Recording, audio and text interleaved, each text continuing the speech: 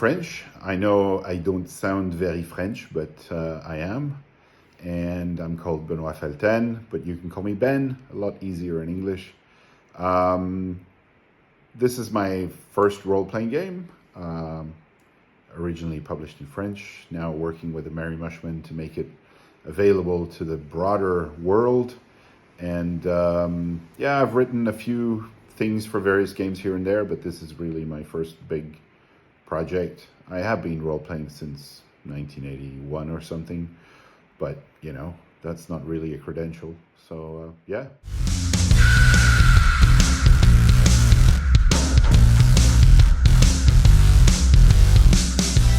Yeah, so I was very flattered when the game was released that it won the Silver Grog, which is a kind of French award for Game of the Year.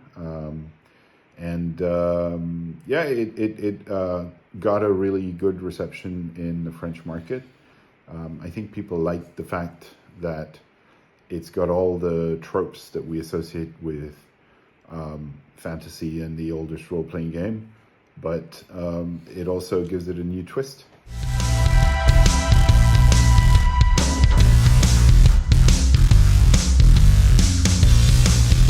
Well, business is the right word. So, you know how when your characters are exploring a dungeon, sometimes they wonder, why are the traps always rearmed? Why are these orcs playing cards behind a door?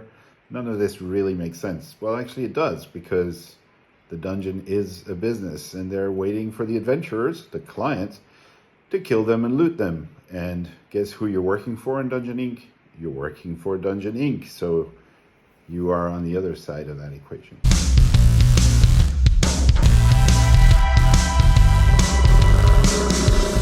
So obviously real life is an inspiration. I've worked in corporate environments for a long time and that feeds into the game.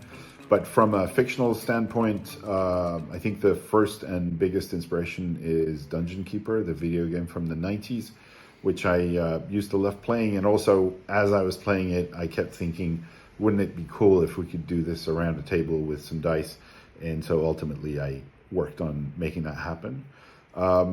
But there are other inspirations. Some people have compared the game to Paranoia because it's a mission-based game. And I think from that standpoint, there are some similarities, although I didn't really think that was an influence when I was writing it.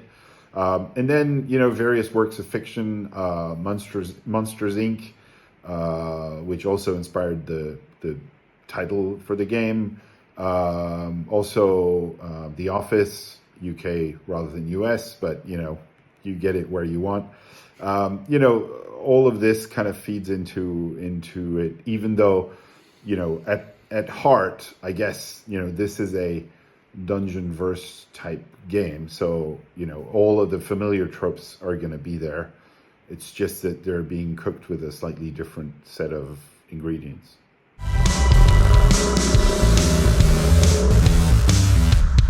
A day in the life. So you play an employee of Dungeon Inc. More specifically, you play a host, which is a fancy name for the employees that are sent down to greet the clients, usually with a sharp weapon, and deal with them, which means effectively kill them and loot them. Now, obviously there are variations to that theme, but at heart, that's who you play. So the mission element is you and your team get called in and they say, okay, there are clients on level minus 13, go deal with them. But all of this is interspersed with scenes of office life. So you have colleagues who you may like or dislike, or who may like you or dislike you. You have various interactions with management, various kind of either superiors or kind of people who are part of your daily process that you have to interact with. But there's also rest times where you can go to the kind of company-sponsored inn. And all of this gives a ton of opportunity for rumors, interactions, things that are happening that are not really part of the mission itself, although quite often the office life will bleed into the mission.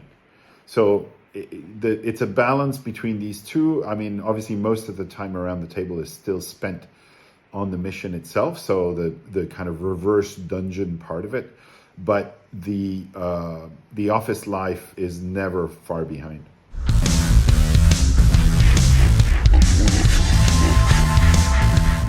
Yeah, so one of the really interesting aspects, I think, and one of the things that players have a lot of fun with is it is also reverse in terms of you are not there to explore a dungeon that you don't know. You are given a lot of elements about who the clients, so the adventurers, are that you have to meet and get rid of.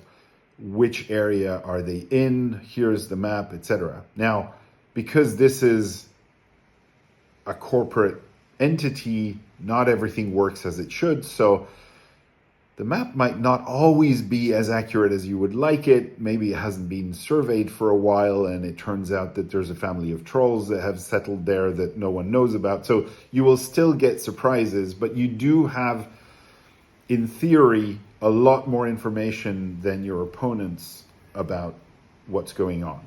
And your goal is not to systematically go into every room and figure out what's there. Your goal is to figure out where the clients are and get rid of them as fast as you can. So it creates a very different dynamic to a more classic exploration-focused adventure.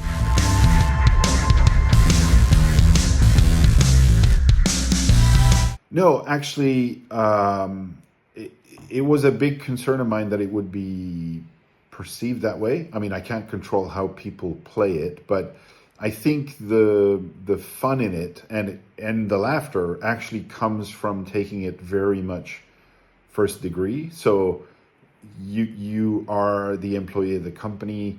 The absurdity of corporate life in itself can be humorous, but I think the game doesn't overdo it. There aren't puns everywhere. There aren't, comedic situations. It's like the basic situations are funny because they're absurd. So, for example, if you are forced to go into an area of the dungeon to meet some clients, but your managers have put an auditor with you who wants to figure out how you do your work and if you do it fine, suddenly that's really annoying on first degree, but it's also really funny as a situation because this annoying guy who has no skills to survive in a dungeon environment is actually walking around with you doing stupid stuff, asking stupid questions at the worst possible moments, etc.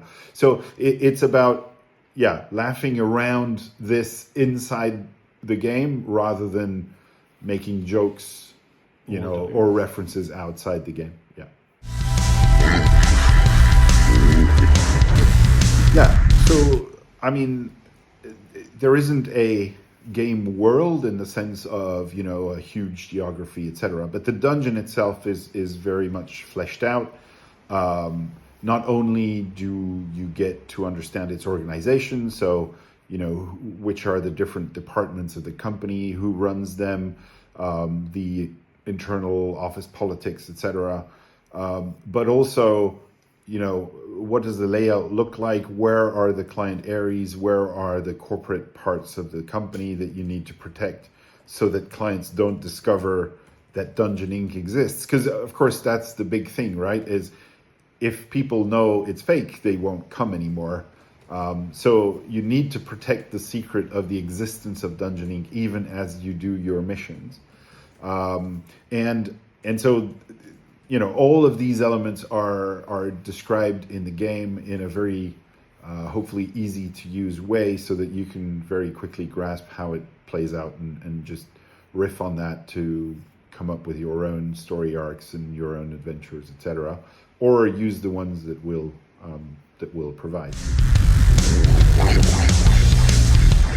So, in addition to, obviously the rules, the description of the setting, and some advice on how to run it, because it's a little bit different from a classic, exploration type game.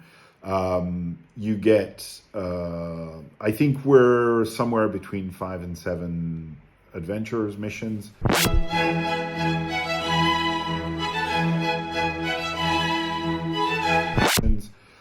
In the French edition, because there was a supplement that was unlocked during the funding, there was a whole lot more.